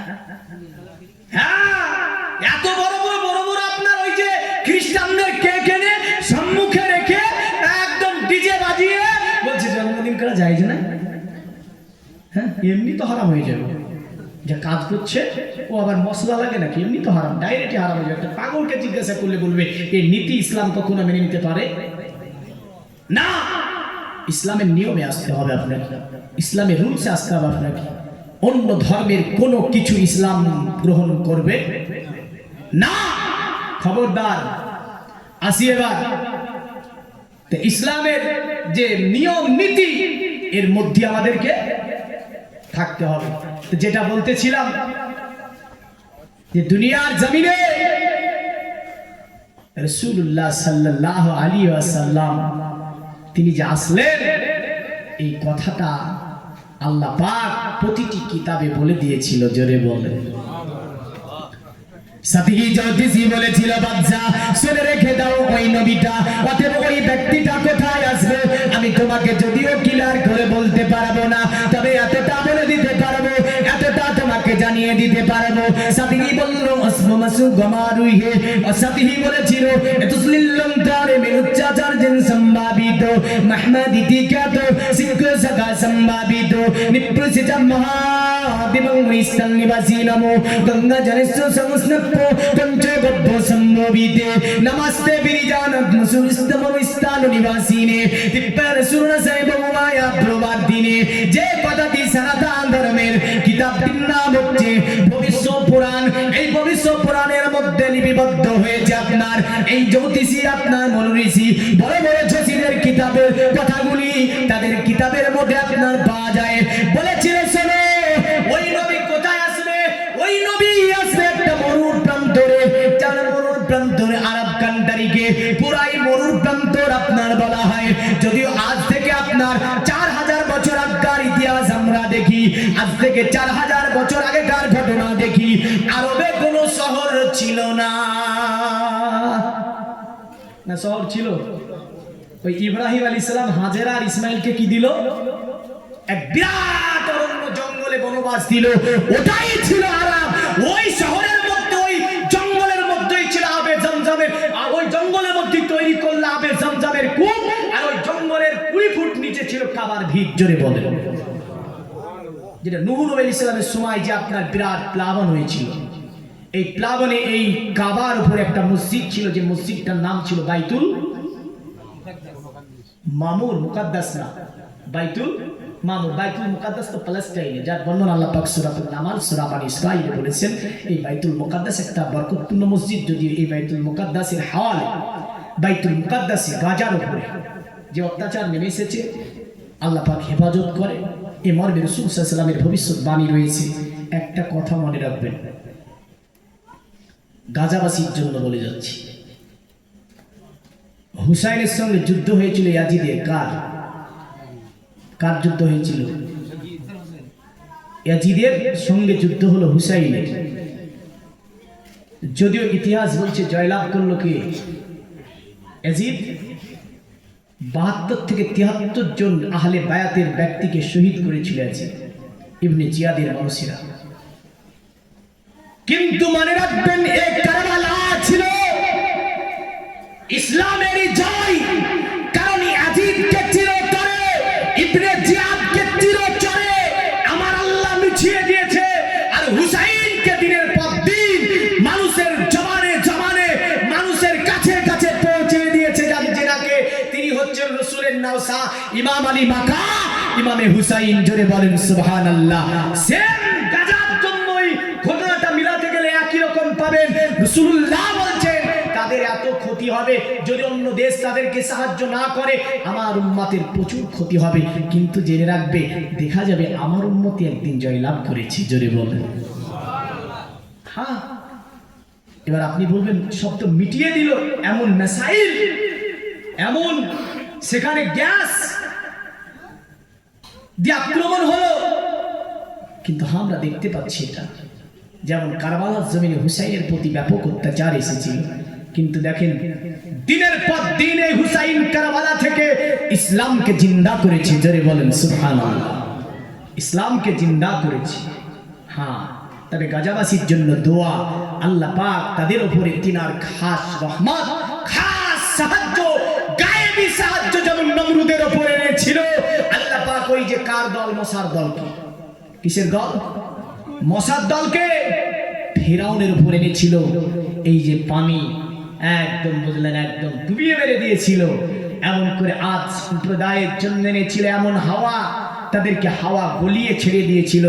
এমন করে দুনিয়ার জমিনে কওমে আমালিকা সম্প্রদায়ের জন্য আমার আল্লাহ যে হাওয়া দিয়েছিলেন, যা তাদেরকে উড়িয়ে নিয়ে গিয়েছিল, এমন আযাব দিয়েছিল জালিমদের উপরে। আল্লাহ তিনি এমনই খাস সাহায্য গাজাবাসীর জন্য আল্লাহ করে দেয়। সকলে বলুন আল্লাহুম্মা আমিন। আসিবা তো তিনি বলছিলেন এটাই, যে তিনি আসবে একটা মরুর প্রান্তরে। কোথায় আসবে? মরুভূমিতে। তো মরুভূমি বলতে একটা জঙ্গল ছিল, পরবর্তী ক্ষেত্রে পরস্পর ঘটনা আমরা দেখেছি যে সেটাই হয়েছে। আর ওই বাইতুল মামুর মসজিদকে আল্লাহ পাক উঠিয়ে নিয়েছে। কোথায় উঠিয়েছে? আসমানে। কোথায় আছে? একদম সাতব আসমানে, যেটা মরজ মিরাজের হাদিসে আছে যে রাসূলুল্লাহ সাল্লাল্লাহু আলাইহি ওয়াসাল্লাম জিবরিলকে বলছে এটা কি? বলে এটা বাইতুল মামুর। বলে এখানে ফেরেশতারা নামাজ পড়ে। জোরে বলে কারা নামাজ পড়ে? এইখানে অনেকে আছে নামাজ পড়ে না, আছে না নাই? আছে না? অনেকে আছে নামাজ পড়ে না নাই? হায় হায় হায়, দুনিয়াতে জন্ম নিলেন, আল্লাহ আপনাকে কত সুন্দর করে লালন পালন করে তুললো। আল্লাহ পাক আপনার এই যে যন্ত্রপাতিগুলো দিয়েছে কেমন করে কাজ করে যাচ্ছে, শরীরের যন্ত্রপাতিগুলো। আর আল্লাহ আপনার জন্য কত সেবা রেখেছে দেখেন। আল্লাহ পাক যত প্রাণী তৈরি করেছে সব মানব সেবাতে। জোরে বলেন সুবহানাল্লাহ। দুনিয়ার সব সৃষ্টি মানুষের গোলামতি করে, আর আল্লাহ বলছে মানব তোমরা গোলামতি করবে আল্লাহ। জোরে বলেন আমরা কার গোলামতি করব? আল্লাহ। তাহলে যিনারা নামাজ পড়েন না, যিনারা নামাজ পড়েন না, এনাদের জন্য একটা বার্তা দিয়ে যাচ্ছি, যতই চেষ্টা করেন না কেন পৃথিবীর কোন দোয়া আপনাকে জান্নাতে নিয়ে যেতে পারবে না। তাহলে হুজুরদের এনে প্রতি বছর বড় বড় জালসা দিই, ফুরফুরা থেকে তোলে 5টা হুজুর ডেকে এনে বড় একটা খতম দিয়ে দোয়া করে নেব। খোদার কসম ফুরফুরা তো ফুরফুরা, গোটা দুনিয়ার মৌলবীগুলো এনে যদি যে ব্যক্তি নামাজ না পড়ে মারা গিয়েছে তার জন্য দোয়া করেন জান্নাত পাবে, এ কথা বলার ক্ষমতা কারো নাই। তাহলে বোঝা গেল জান্নাত হচ্ছে ইমানদার নামাজি পরেজগারদের জন্য। জোরে বলেন। এখন অনেকের ভাবনা আবার যে না নবীর শাফাত নিয়ে যাব। কিসের শাফাত? গাজাই মারে টান, আর ও বলে যে নবী ওকে শাফাত। নামাজ নাই, কিচ্ছু নাই বলে, আর ওই বলে নাকি বড় নবীর দেওয়ানা। হ্যাঁ, আর আমাদের মধ্যে অনেক আছে নবীর দিওয়ানা, অথচ নামাজ পড়তে যায়। আছে না নাই? আছে। বলে আমরা নবীর দিওয়ানা, নামাজের ধারে যাব না। কি বলে? নামাজের ধারে যাবে। আমরা নবীর দিওয়ানা, রোজা রাখতে পারবো না। আমরা নবীর দিওয়ানা, হারাম খাওয়া ছাড়বো না। আমরা নবীর দিওয়ানা, সুদ নেওয়া বন্ধ করবো না। আমরা নবীর দিওয়ানা, অতএব যৌতুক নেওয়া ছাড়বো না। কিছু কিছু আছে না নাই? যৌতুক চলে দিকে? চলে না? আলহামদুলিল্লাহ চলে না তো যাক, আমি শুনে খুশি হলাম যে দিকে যৌতুক চলে না। হাসছে নাকি? তো মানে চলে মনে হয়। এই যে মেয়ের বাপের কাছে টাকা নেওয়া, এটা চলে? যৌতুক অনেকে বুঝে না। হ্যাঁ, মেয়ের বাবার কাছে টাকা নেওয়া বুঝে। হ্যাঁ, খবরদার।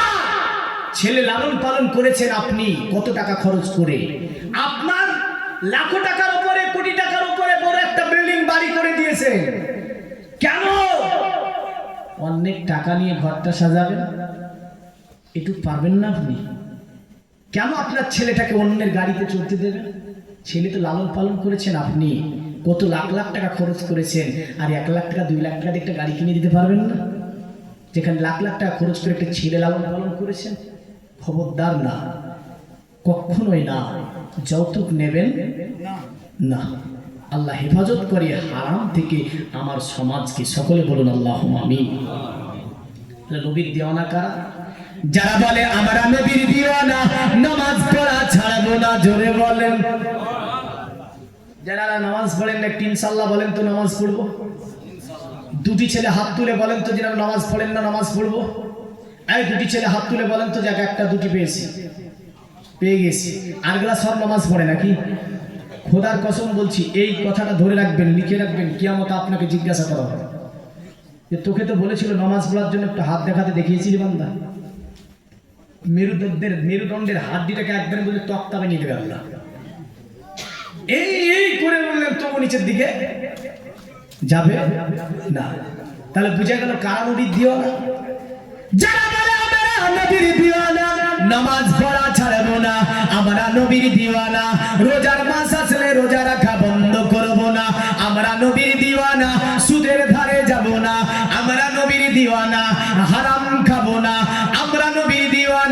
অতএব অন্যের মাল হরণ করব না। আমরা নবীর দিওয়ানা, অতএব আমরা যৌতুকের টাকা নেব না। জোরে বলেন। তবেই নবীজি শাফাত করে কোথায় নিয়ে যাবে?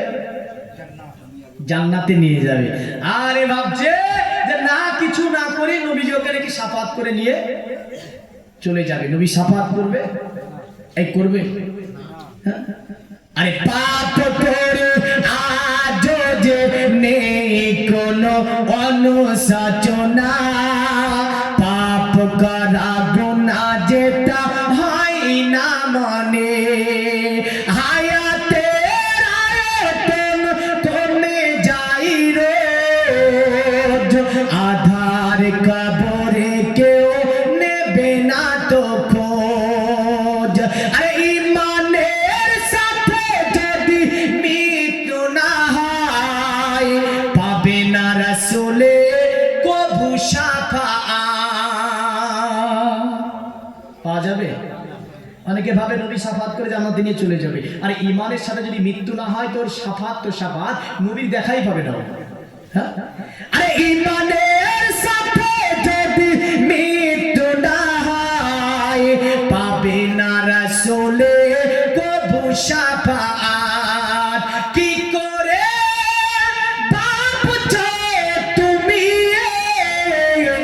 জাহান্নামে, কিছুদিন পরে ঠিক পাবে জান্নাত, এতটুকু সইতে কি পারবে তুমি দুনিয়ার আগুনে রেখে দেখো হাত। আল্লাহুম্মা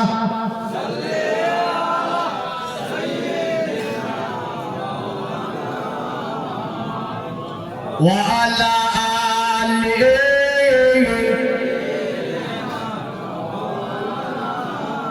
এ দুনিয়ার মুমিন মুসলমান, বল্লনি একটা মরুর প্রান্তরে, তবে ওই যে ব্যক্তিটা আসার পরে তিনার নাম যদিও কিতাবে আপনার মাহমাদ বলে উল্লেখ করেছে ভবিষ্যৎ পুরাণের মধ্যে, কিন্তু মনে রাখবেন এ নবীর নাম বেদে বিভিন্ন ভাবে বলেছে, মহাভারতে বলেছে, আপনার গীতার মধ্যে বলেছে, জানতে বাস্তায় বলেছে, এমন করে আপনার সাহেব গ্রন্থের মধ্যে বিভিন্ন ভাবে নবীর নামকে নিয়েছে।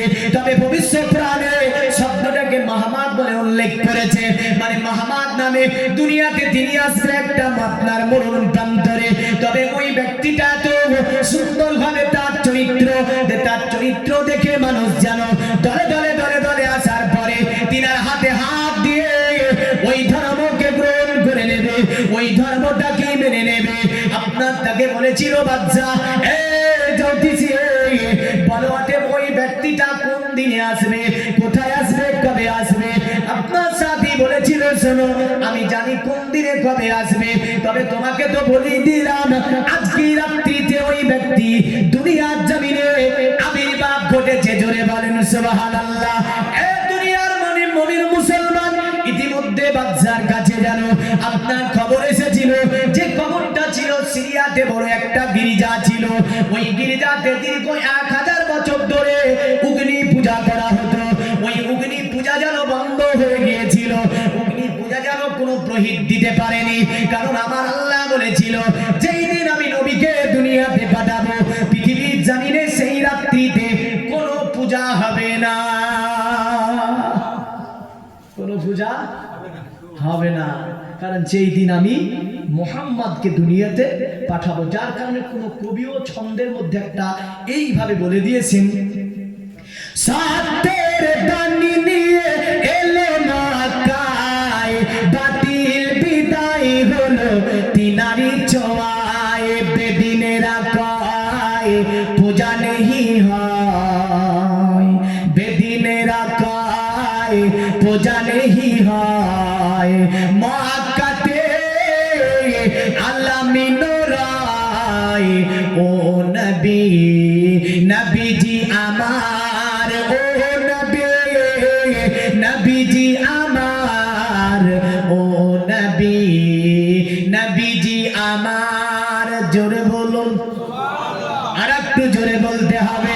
তবে বলেছিল আপনার, তবে ওই যে আমার নবীজিকে আপনার আজ থেকে ৬০০০ বছর আগের জ্যোতিষীরাও বলেছিলেন কথা, তোমাকে আমরা প্রণাম জানাই।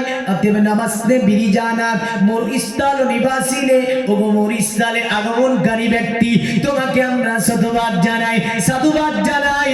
তীব্র শুননা যাইব মায়া প্রবার দিনে, দয়া করে তোমার কাছে একটু যদি আমাদেরকে আশ্রয় দিয়ে দাও, তাহলে দুটি জগৎ আমাদের কল্যাণ হবে। বোঝা গেল দুনিয়ার জমিনে আল্লাহ আল্লাহর রাসূলকে মেনে নিতে পারলে দুটি জগৎ কল্যাণ হবে তার। এখন দুটি জগতের কল্যাণ কে না চায়? মুসলমানকে জিজ্ঞাসা করলে বলে দুটি জগতের কল্যাণ চাই। সনাতনকে জিজ্ঞাসা করেন, বলে হ্যাঁ আমরাও দুটি জগতের কল্যাণ চাই। বৌদ্ধকে জিজ্ঞাসা করলে বললে দুটি জগতের কল্যাণ চাই। কারণ মৃত্যুর পরে সকলের একটাই আশা হচ্ছে স্বর্গ লাভ করিব, মৃত্যুর পরে সকলের একটাই আশা হচ্ছে আপনার জান্নাত লাভ করিব। কোন ধর্মের মানুষ তো বলে না যে আমি নরকে যাব, আর কোন ধর্মের মানুষ তো বলে না আমি অতএব যাব, কোন ধর্মের মানুষ তো বলে না আমি জাহান্নামে যাব। বলে কেউ বলে না। বুঝলেন, আপন আপন ধর্ম অনুযায়ী আপন আপন সিস্টেমে দেখবেন স্বর্গে পাঠানো হয়, হয় না? হয় না? মৃত্যুর পরে কৃতিকর্ম করে আপন আপন, যেমন আমাদের মারা গেলে কি করি?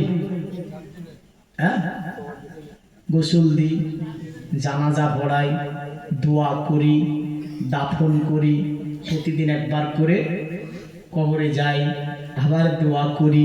ওদেরও মৃত্যুবরণ করলে নিয়ে গোসল করাতে হয় না? হয় না? হয় না? হ্যাঁ হয়। গঙ্গা জলে নিয়ে গিয়ে বললেন তা ঘটি নিয়ে যাবে। আমি সব দেখেছি, নিজে দাঁড়িয়ে দাঁড়িয়ে দেখেছি এটা নিজের চোখে। কারণটা কি? কারণটা হচ্ছে দেখি কি করে। একদিন দেখলাম আমাদের ওখানে একটা গঙ্গা আছে, নদী আছে, বললেন নিয়ে গেল, আমিও দাঁড়ালাম দেখি কি করে। তোরা পুরো প্রক্রিয়াটা দেখলাম। ফুলের মালা দিল, ফুলের মালা দিয়ে গঙ্গা জল উঠিয়ে প্রণাম করে একটুখানি ধ্যান করে বললেন ওই ব্যক্তিকে আমাদের যেমন ধোয়ানোর সিস্টেম আছে তাদের একটা সিস্টেম আছে, ওই নদীতে নামিয়ে দিয়ে ধোয়াবে না, উঠাবে জল মাথায় রেখে নিয়ে এসে ফুল দেবে। আমাদের যেমন কুলের পাতা দিই, এই দেনা দেনা গো, দেয় না? রাসূলুল্লাহ বলেছেন কুলের পাতা দিতে, কারণ এই কুল গাছটা, বোর গাছটা আল্লাহর নবী সিদরাতুল মুনতাহার ধারে দেখেছিল। জোরে বলেন। বুখারীতে হাদিস আছে কিতাবুল জানাইজের মধ্যে আল্লাহর নবী বলেছেন মৃত্যু ব্যক্তিকে যখন গোসল দেবে তখন ওই পানিতে কুলের পাতা ফেলে দাও, বরকাতি গাছের পাতা ফেলে দাও। তাহলে বরকাতি গাছ বলতে কুল গাছকে বোঝানো হয়েছে। তো যাই হোক, প্রতিটা ধর্মে একটা নিয়ম নীতি আছে, ওই নিয়ম নীতি অনুযায়ী স্বর্গে পাঠানোর ব্যবস্থা হয়। কিন্তু স্বর্গে তো যাওয়া যাবে না সব রাস্তা দিয়ে। স্বর্গে যাওয়ার জন্য একটাই রাস্তা আছে, যেটা আল্লাহ আল্লাহর রাসূল বলে দিয়েছে। জোরে বলে, হ্যাঁ, একটাই রাস্তা আছে স্বর্গে যাওয়ার জন্য, যেটা আল্লাহ আল্লাহর রাসূল বলেছে। ওটা কি? মান ক্বালা লা ইলাহা ইল্লাল্লাহ ফাদাখালাল জান্নাহ। তাহলে যারা লা ইলাহা ইল্লাল্লাহতে বিশ্বাস করবে, এক আল্লাহতে বিশ্বাস করবে, এক আল্লাহকে মেনে নিতে পারবে, এক আল্লাহর ইবাদত করতে পারবে। যদি অথর্ববেদে আছে জাতুদা বলোদা যস্য বিশ্ব যস্য ছায় মৃতং যস্য দেবা যস্য ছায় মৃত যস্য মৃত, তাতে আছে শোন দুনিয়ার জমিন থেকে যদি যে মৃত্যুর পরে স্বর্গে লাভ করিতে চাস, বিশ্ব জাহানকে যিনি সৃষ্টি করেছেন তিনার উপাসনা করে নে। কার উপাসনা? বিশ্ব জাহানকে যিনি সৃষ্টি করেছে। গীতা আছে পিতা ছিল কাশ্য চরাচরস্য তপস্য পূজাচ্চ গুরু গরিয়ান না তত সমহস্ত কোতন্নয় হত্ত প্রতিম প্রভা। অতএব তোরা যদি স্বর্গ পেতে চাস আল্লাহর মেনে নে, সৃষ্টিকর্তারে মেনে নে, যিনি সকলের পিতা, সকলের গুরু, সকলের পূজ্য, মানে তিনারই পূজা করতে হবে, তাহলেই জীবন সার্থক হবে, দুটি জগৎ কল্যাণ হবে। যদিও বেদে একটা মন্ত্রের মধ্যে অন্যান্য মন্ত্রেতে আল্লাহকে নিয়ে অনেক নাম আছে, কখনো বিশ্বাস, কখনো ভগবান, কখনো পার্বতী, কখনো ভগবতী, এগুলো নাম আল্লাহ বলেছে। কিন্তু একটা মন্ত্রে ডাইরেক্ট আমার আল্লাহর নাম আছে।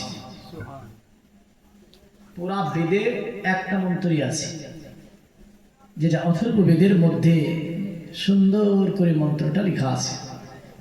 একটা মন্ত্রেতে 4 থেকে 5 বার বলেছে একটাই নাম, খোদার ভিন্ন খোদা ভিন্ন মহাসুন্দ্রব আল্লাহ জ্যেষ্ঠম শিষ্টম পুণ্য ব্রহ্মণমল্লাহ আল্লাহ রাসূল মুহাম্মদ রকম্বর সাল্লাল্লাহু আদলাম বুকমিকম আল্লাহ বুকম ইল্লা খিলাফতিকাম। এই যে আল্লাহ শব্দটা আসছে না, আল্লাহ যিনি সকলের দেবতা, তিনি সকল দেবতার মেন দেবতা হচ্ছে আল্লাহ, তার উপরে আর কোন দেবতা হয় না। আল্লাহ রাসূল মুহাম্মদ অতি বরণীয় নবী, তাকে মানতে হবে। বরস আল্লাহ আল্লাহ মান্নাই হচ্ছে আল্লাহ, আল্লাহ যিনি একং ব্রহ্ম দত্ত নহি না দত্তি কিঞ্চন একং অদ্দত্তং ন দ্বিতীয় ন তৃতীয় চতুর্থ ন পঞ্চতে না পঞ্চম না ষষ্ঠম সপ্তম না পঞ্চতে না অষ্টম না নবম দশম না পঞ্চতে জয়তং বিদুমি কি বিতং বে। আল্লাহ যিনি, তিনি আল্লাহ, তিনি এমন যে তা তিনাকে একক জানতে হবে। কয়ক আর একক বলে একক জানিতে হবে। বুঝতে কি অসুবিধা হয়? যদি অসুবিধা হয় বলে দিই, ন দ্বিতীয় ন তৃতীয় চতুর্থ ন পঞ্চতে ন পঞ্চম ন ষষ্ঠম সপ্তম ন পঞ্চতে নষ্টম ন নবম দশম ন পঞ্চতে, মানে তার দ্বিতীয় তৃতীয় চতুর্থ পঞ্চম ষষ্ঠম সপ্তম অষ্টম নবম দশম কোনটাই হয় না। জয়তং বিদুমি কুবিতং বে। তাকে যারা একক বলিয়া জানিবে তাহারাই তাহাকে প্রাপ্ত হইবে।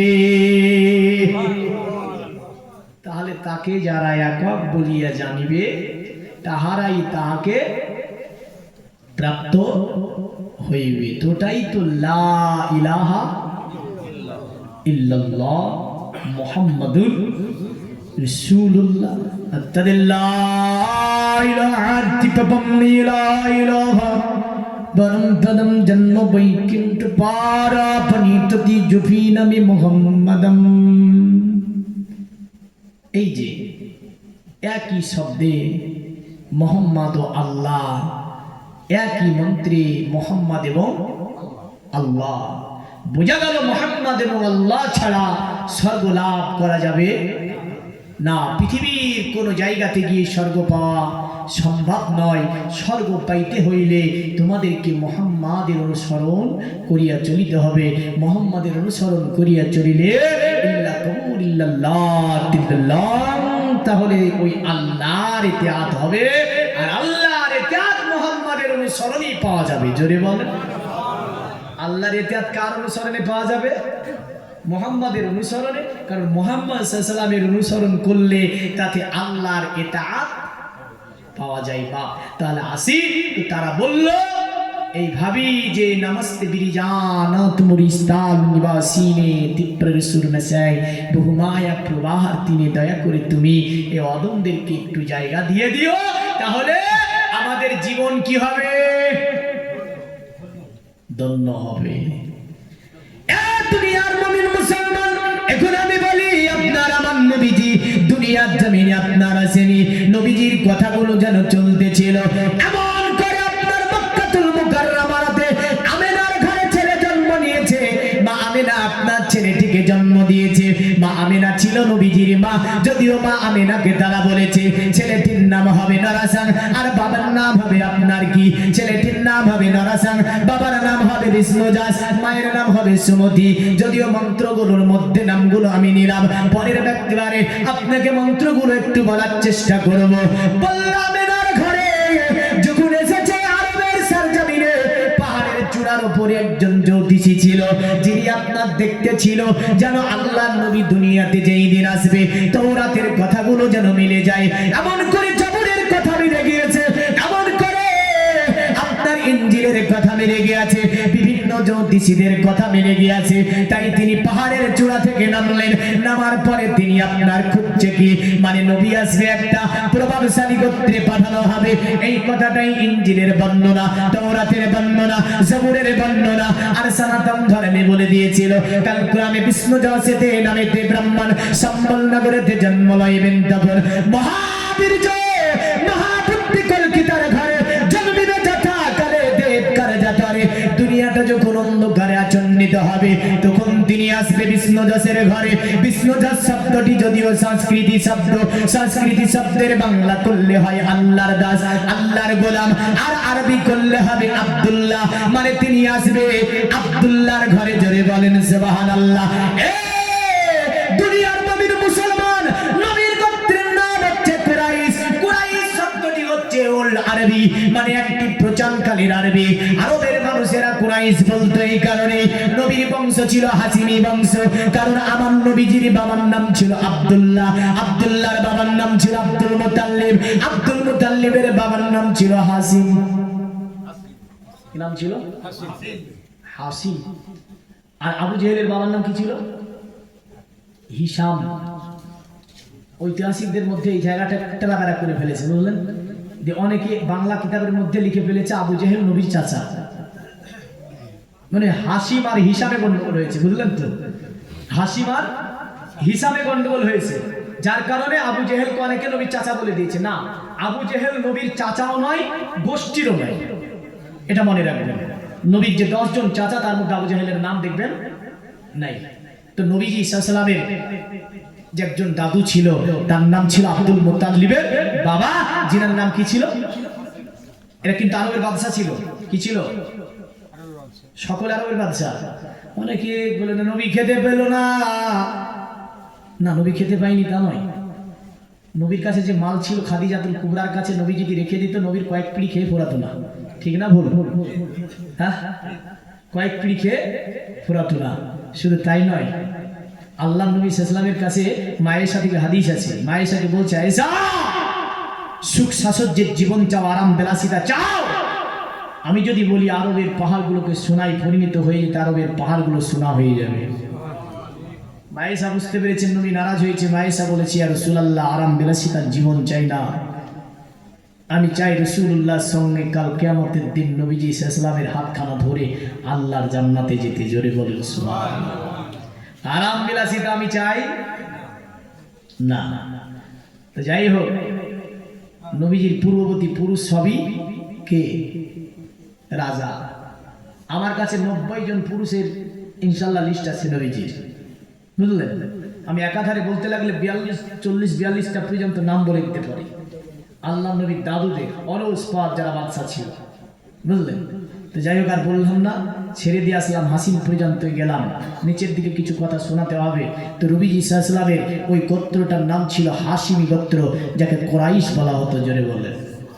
কুরাইশ শব্দের অর্থ হচ্ছে সমুদ্রের খাতারনাক জানোয়ার। যে সমুদ্রের যত প্রাণী আছে সব প্রাণীগুলি যার কাছে পরাজিত হয়, এমন প্রাণীটাকে আরবের মানুষ কুরাইশ বলতো। তো নবীজির বংশকে এই কারণে কুরাইশ বলতো। আরবের যত গোত্র ছিল, যত গোষ্ঠী ছিল, সব গোত্রগুলি নবীর গোষ্ঠীকে দেখে ভয় করতো। জোরে বলবে, নবীর গোষ্ঠী যা করবে তাই। এই কারণে গোত্রটার নাম দিয়েছিল আরবের মানুষের কুরাইশ, মানে সমস্ত গোত্র যাকে দেখে ভয় করে ওটা হচ্ছে কুরাইশ গোত্র। তো এর যদি সংস্কৃতি ভাষা খুঁজে যায় কি পাওয়া যাবে? সংস্কৃতি শব্দ আসবে ব্রাহ্মা। কি আসবে? ব্রাহ্মা গোত্রে আসবেন তিনি। ব্রাহ্ম শব্দটি হচ্ছে সংস্কৃতি শব্দ। ব্রাহ্মণ শব্দের অর্থ হচ্ছে সম্মানীয় একটা গোত্র। পৃথিবীর মুমিন মুসলমানদের সংজ্ঞা আছে ব্রাহ্মণ পৃথিবীতে তারা যারা আল্লাহর ইবাদতে নিজেকে পৃথিবীর জমিনে মনোনিবেশন করে দিল, তারাই হচ্ছে পৃথিবীতে ব্রাহ্মণ জাতি। তবে আপনাকে বলে যায়, বলল শোনো, একটি প্রভাবশালী গোত্রে, সম্মানীয় গোত্রে তিনি আসবে।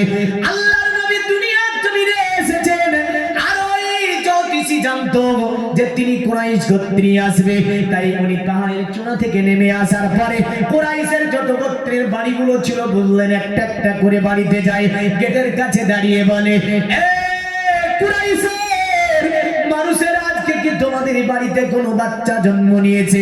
বলল না তো জানি না। এক এক এক এক করে বাড়ি জিজ্ঞাসা করতে করতে কাবা মুআজ্জামার কাছে সকাল বেলায় চলে গিয়েছে। রাসূলুল্লাহ দাদু আব্দুল মুতাল্লিব কাবা থেকে বের হচ্ছেন, তিনি ইতিমধ্যে বলছে, আব্দুল মুতাল্লিব তুমি কি কাবাতের তুমি কুরাইশ নেতা নাকি? বলে হ্যাঁ আমি কুরাইশ নেতা। বলল ওগো কুরাইশ নেতা, আমি একজন বড় জ্যোতিষী, আমি বিভিন্ন দিন ধরে আমি পাহাড়ের চূড়ায় বসে বসে গবেষণা করি একটা বিষয়কে নিয়ে, তাওরাত জবর ইনজিল দেখে দেখে পরে তোমাকে জিজ্ঞাসা করব আজকে রাত্রি থেকে কুরাইশ ঘরে কোনো বাচ্চা জন্ম নিয়েছে? আব্দুল মুতাল্লিব বলল জ্যোতিষী রে হ্যাঁ, কেন জিজ্ঞাসা করে? বলে আমি একটু জানতে চাই। আব্দুল মুতাল্লিব বলল হ্যাঁ জন্ম নিয়েছে। বলল কোন ঘরে বাচ্চা জন্ম নিয়েছে? আব্দুল মুতাল্লিব আপনার বলতে গিয়ে বলল শোনো, আজকে কুরাইশ ঘরে যে বাচ্চা জন্ম নিয়েছে ওটা হচ্ছে আমার ছোট ছেলে আব্দুল্লাহর স্ত্রী অতএব আমার পুত্রবধূ, যার নাম হচ্ছে আমিনা খাতুন। ওই আমিনার ঘরে আজকে যেন একটা বাচ্চার জন্ম নিয়েছে। সঙ্গে সঙ্গে প্রহীব বলল, এ আব্দুল মুতাল্লিব, যে বাচ্চাটা জন্ম নিয়েছে ওই বাচ্চাটার কি দুনিয়ার জমিনে কোন পিতা কি দুনিয়াতে আছে? সঙ্গে সঙ্গে আব্দুল মুতাল্লিব কাঁদতে লাগলেন, বলে না, ওনার পিতা তো দুনিয়ার জমিনে জীবিত নাই। যদি আপনার জগবেদে আছে এইভাবে, জগবেদে আছে এইভাবে, অতএব সম্মুখে বিষ্ণু জসতে গৃহে মহা দুর্গবং মহমসুমাতং সমাতং মাতুরি ভিব। বলল সম্মুল শহরে একজন বাচ্চা জন্মগ্রহণ করবে। অনত্রে বলল দাদু সংস্কৃত পক্ষুসি মধু বিমাসি মদাবাং যাতে ত্রস্তং পুত্রং পুত্র হুষ্টমানস্য বল্লা শুনে রেখে দাও, মাদক মাসের দ্বাদশী শুক্ল পক্ষসিতে নবী আসবে। আর নবী আসার পরে আপনার এর ব্যাখ্যা আমি ছেড়ে দিয়ে আসলাম, কারণ এর ব্যাখ্যা যদি করি অনেকটা টাইম লেস হচ্ছে। আমি সামনে আরো কিছু মন্ত্র আপনার সম্মুখ বিস্থাপন করব। ছোট্ট করে বলে দিই, দ্বাদশ মানে হচ্ছে 12 তারিখ শুক্ল পক্ষসি, মানে আপনার চাঁদকে দুই ভাগে ভাগ করা হয় সনাতন ধর্মে। এককে বলা হয় প্রথম অংশ, দ্বিতীয়কে বলা হয় দ্বিতীয় অংশ। একে সংস্কৃতি ভাষায় প্রথম অংশকে শুক্ল পক্ষসি বলা হয়। আর আপনার মাধব মাস বলতে বৈশাখ মাসকে বলা হয়। বৈশাখ মাস বিক্রমী ক্যালেন্ডারের মতে ওটা হয় বসন্তের মাস। বসন্ত শব্দ হচ্ছে বাংলা শব্দ। এই শব্দের যদি আপনি কি করেন, এই শব্দের যদি আরবি করেন, তাহলে আরবি হবে বা রবিউল। কি হবে? রবি। তিনটি শব্দের সংযোজন দিলে হবে রবিউল আউয়ালে 12 তারিখ, দ্বাদশাং 12 তারিখ, শুক্ল পক্ষসি প্রথম, যার আরবি হচ্ছে আউয়াল। আর মাধব মাস মানে বৈশাখ মাস, এটা একটা বসন্তের মাস। এই বসন্ত যেটাকে বলা হয় রবি, অতএব 12ই রবিউল আউয়ালে তিনি দুনিয়াতে আসবে। এবার কথাটা বলছি দেখেন, যাতে দ্রাস্তাং পুত্রাং পিত্র হুষ্ট মনুষ্য, তিনি আসাতে মা এবং দাদু খুশি হবে। কে কে খুশি হবে? মা এবং দাদু। বললে পণ্ডিত আপনি বললেন যাতে দ্রষ্টাং পুত্রাং পিতৃহুষ্ট মানুষ, মা এবং দাদু অতিশয় খুশি হবে। বাবার কথা তো উল্লেখ করলেন না গো, বাবার কথা তো বললেন না। বলে বাবার কথা কেমন করে বলবো? উনি তো বাবা, ওনার বাবা দুনিয়াতে থাকবে না। মানে ওই যে অবতার কলির কলকি দুনিয়াতে আসবে, যেটা আছে আপনার অবতার কলির কলকি পুরাণে দেবা ধর্মা কিত্র যুগা দেবা লকাচ্চাচারা পুষ্টা পুষ্টা সন্তুষ্টা কল্ক রজনী চাবুবা নানা দেবাদে লিঙ্গেষু ভূষানে ভূষিতেষু চন্দ্র জালি বুদ্ধাতি কল্পকা পূজা কা জানান শান্তি। ওই অবতার কলির কলকি দুনিয়ার জমিনে যিনি আসবে, তার বাবা দুনিয়াতে থাকবে না। নবীজির বাবা ছিল। अरे अति में हाले माँ आमीना কোলে ওগো রহমত নেমে এলো, জোরে বলুন আরে পোশাক পরে মা আমিনার কোলে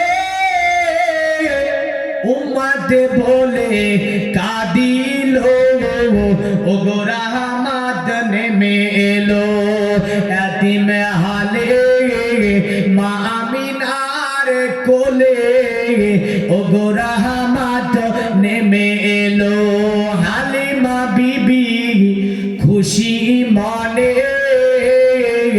চুমা দিলেন পাক বাঁধনে, পরে নিজের বুকে নিল টেনে, ওগো দুগুদ পান করালো, ওগো রহমত নেমে এলো এতিম হালে মা আমিনার কোলে, ওগো রহমত নেমে এলো।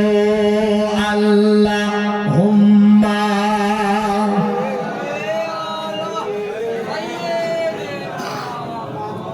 ওয়া আলা আলিহি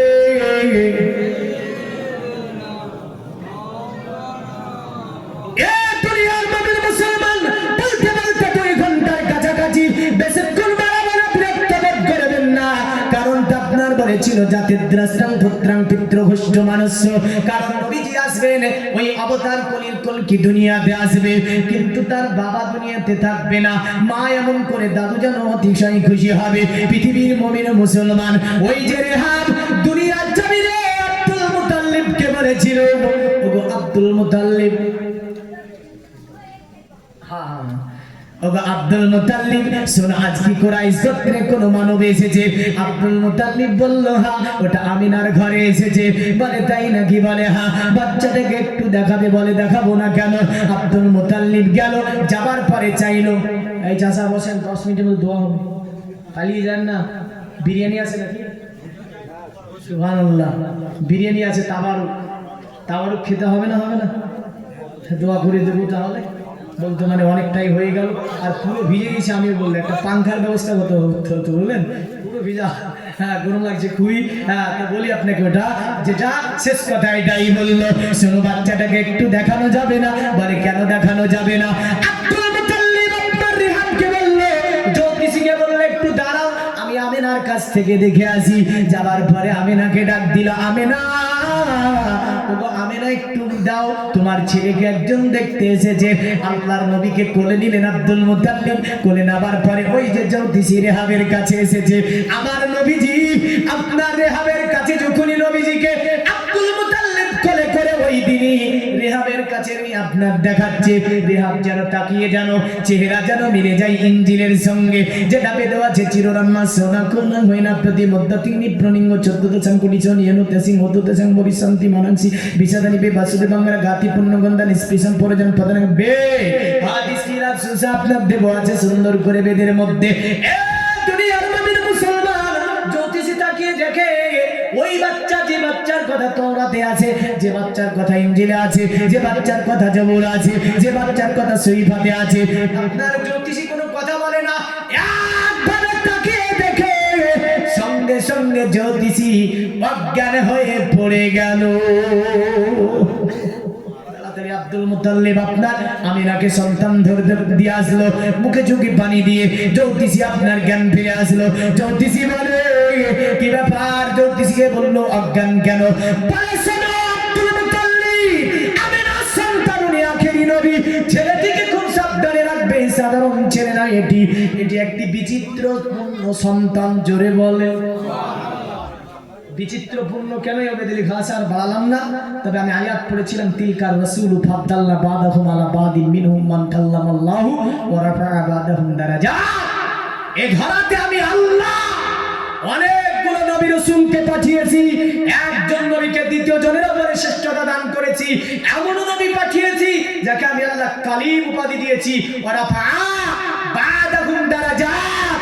আর আমি আল্লাহ পাক সকলের উপরে যাকে শ্রেষ্ঠতা দান করেছি তিনি হচ্ছেন মুহাম্মাদুর রাসূলুল্লাহ সাল্লাল্লাহু আলাইহি ওয়াসাল্লাম। আল্লাহ পাক আপনাকে আমাকে সকলকে মুহাম্মাদের ভালোবাসা, নবীজির প্রেম, নবীজির মুহাব্বত অন্তরে নিয়ে 5 ওয়াক্ত নামাজ পড়ার তৌফিক এনায়েত করে। সকলে বলুন আরো জোরে বলুন আল্লাহুম্মা আমিন। আল্লাহ আমাদেরকে দুনিয়ার জমিনে ঈমান, আমাল সমস্ত কিছু সঙ্গে নিয়ে ভয়াবহ করে যাওয়ার তৌফিক দান করে। সকলে বলি আল্লাহুম্মা আমিন। যাই হোক আর বাড়ালাম।